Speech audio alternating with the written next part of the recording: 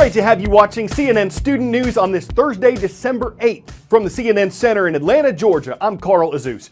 First story takes us to the fifth most populated country in the world, the Pacific island nation of Indonesia, home to more than 258 million people. And some of them are struggling with the devastation of another earthquake. A 6.5 magnitude quake shook the far northwestern part of Indonesia Wednesday morning. The tremor was shallow, meaning its focus was relatively close to the Earth's surface. And though officials said last night that at least 97 people had been killed, they expected that number to go up as they searched through the rubble. An Indonesian government official says the priority now is search and rescue and that authorities have to move fast. Hundreds of buildings have been destroyed, and though there was no tsunami warning, some Indonesians still fled to higher ground with the memory of the 2004 earthquake and tsunami that killed more than 80,000 people and left millions homeless. Earthquakes are common in Indonesia because of the country's location on the Pacific Ring of Fire. There's one thing you need to know about the Ring of Fire. It produces 90% of the world's earthquakes. The Ring of Fire includes about 450 volcanoes. Many of them are submarine volcanoes, meaning they're underwater, as are 75% of the world's volcanoes in total. Now, the Ring of Fire is also called the Circum-Pacific Belt.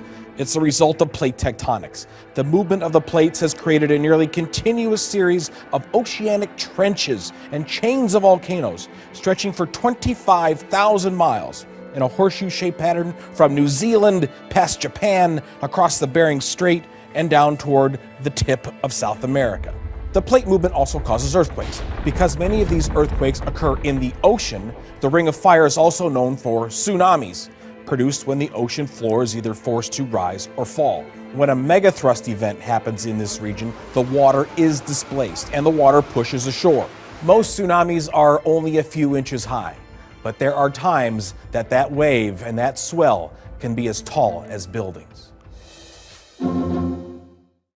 From shortly after World War II until 1991, the U.S. and the Soviet Union were the two main powers engaged in the Cold War.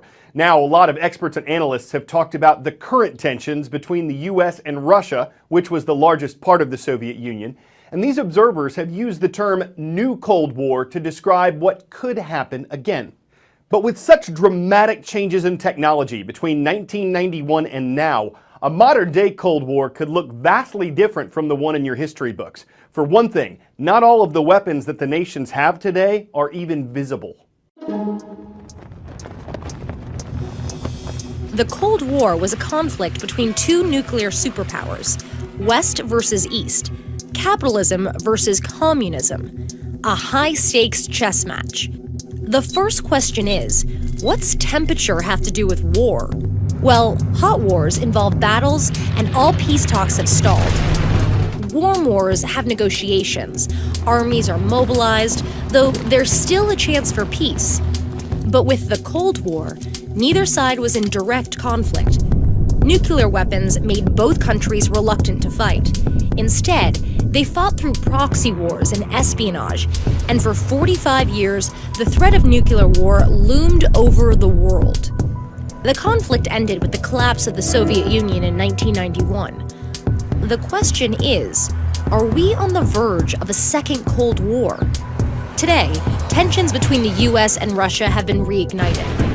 Flashpoints like Syria, the annexation of Crimea, and suspicions of state-sponsored hacking have some observers fearing we are already in a new Cold War. Both countries are tied to a string of international conflicts, but digital warfare has become a vast new battlefield.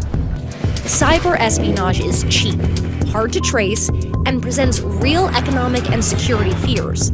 It is evolving quickly as states rely more on digital networks. The US and Russia still have huge nuclear arsenals and military might, but digital information may be the most coveted new piece on the chessboard. Been a while since we reported on the dangerous Zika virus, a disease carried by certain mosquitoes that are present all over the globe. The World Health Organization, part of the United Nations, recently ended its classification of Zika as a global health emergency. But that's not because it's become less important or gone away. The organization has reclassified Zika as an ongoing threat, meaning it expects the virus to remain a problem like yellow fever and malaria. Most people who get Zika won't even know it, they don't have symptoms. But if a pregnant woman contracts the virus, it can cause severe birth defects or miscarriage of the baby. In the fight against the virus, one thing researchers are looking at is trying to control mosquito populations. In a Chinese laboratory, for example, researchers are producing millions of genetically modified mosquitoes. They're hoping these specific insects will help eliminate Zika and other diseases like dengue fever. So here's their plan. They start with mosquito eggs and then infect those eggs with a bacteria that would prevent them from transmitting the viruses.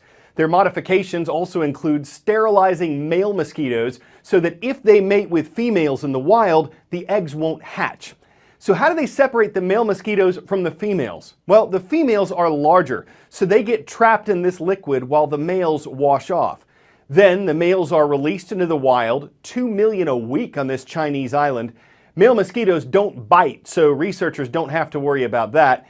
And they say that this process has reduced the populations of harmful mosquitoes by 96% here.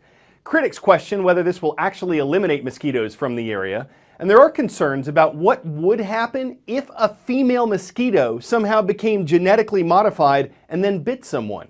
In any event, Chinese scientists are hoping to produce billions of genetically modified mosquitoes and then bring them to the Americas, which have been hard hit by the virus.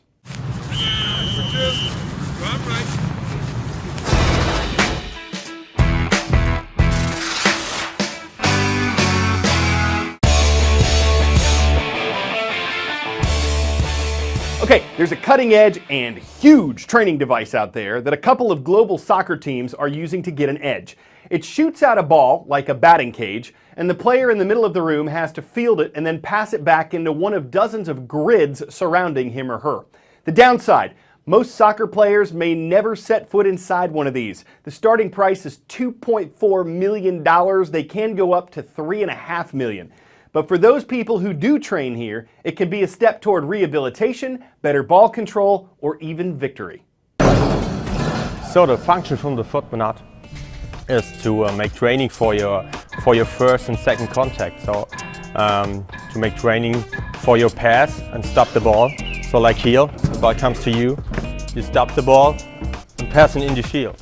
We have a lot of options here, so we can choose the number of balls. Yeah, we can play with 100 balls, and we can choose the speed from the balls from 0 to 100. That's really fast. We play with 50 in the first, or 55 with the first league team, and we can say which ball machine we active and which field. So you have a lot of training types. So you can tailor it to each player if they've got a weakness. Yes.